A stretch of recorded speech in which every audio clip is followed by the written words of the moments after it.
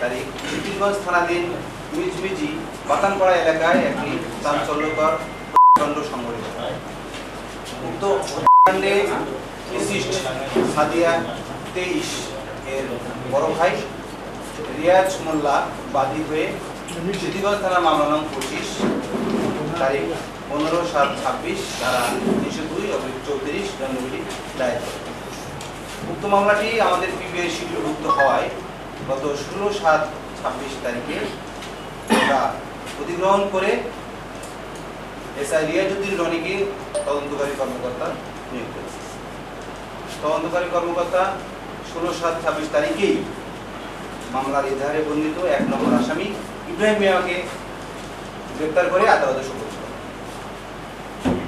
উক্ত আসামি থেকে প্রাপ্ত তথ্য প্রযুক্তি বিশ্লেষণ এবং ঘটনাস্থল থেকে প্রাপ্ত সিসি ফুটেজে দেখা যায় বিশিষ্ট সাদিয়া 23 এর ভাড়াটিয়া বাসায় একজন ক্যাব পরিচিত ব্যক্তি আসা যাওয়া করে, প্রায় আসা যাওয়া করতো, এমনকি সেই দিনও আসা যাওয়া করেছে। এই ক্যাব পরিচিত ব্যক্তিকে শনাক্ত করার জন্য আমরা বিশিষ্ট সাদিয়ার 6 বছরের শিশু কন্যা তানিয়াকে নিয়ে এসে জিজ্ঞাসাবাদ করি। তানিয়াকে সিসি ফুটেজ দেখানোর পর বলে যে এই ব্যক্তি আরিয়ান চাচ্চু।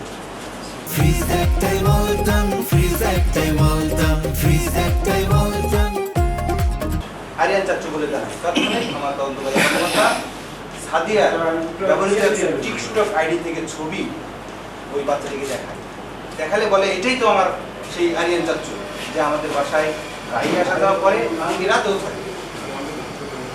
ঘটনাটি আমার তদন্তকারী কর্মকর্তা গভীরভাবে নিয়ে পর্যালোচনা করে টিকটক আইডির ছবি, প্রাপ্ত এনআইডি এবং ওই যে ফুটেজ থেকে প্রাপ্ত ক্যাব পরিচিত ব্যক্তিকে এক জায়গায় করে মিলিয়ে দেখা যায় এটাই সেই মোহাম্মদ রাজ্জাক আরিয়ান 25।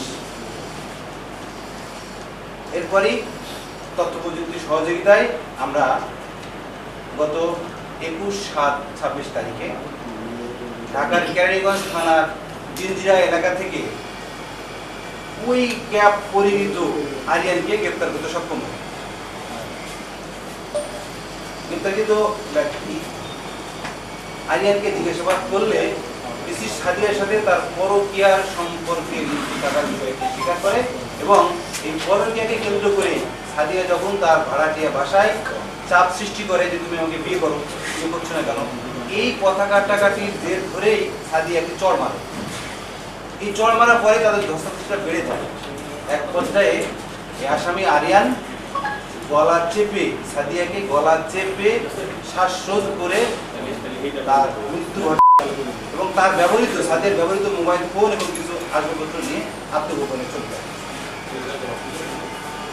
উক্ত বিষয়ে আসামিকে আমরা জিজ্ঞাসাবাদ করে এই তথ্যগুলো নিশ্চিত হই। আরিয়ানকে জিজ্ঞাসাবাদ করলে প্রেমিকা বিশিষ্ট সাদিয়া 23কে হত্যাকাণ্ডের কথা স্বীকার করে গত 22/7/25 তারিখে ফৌজদারি কার্যবিধি 164 ধারা মোতাবেক বিজ্ঞ আদালতে তার দোষ স্বীকারোক্তিমূলক জবানবন্দি প্রদান করে। তো বিষয়ে আরো তথ্য পাওয়ার জন্য রহস্য উদ্ঘাটন এবং অন্য কোনো আসামি থাকলে গ্রেপ্তারের পরবর্তী তদন্ত কার্যক্রম অব্যাহত আছে।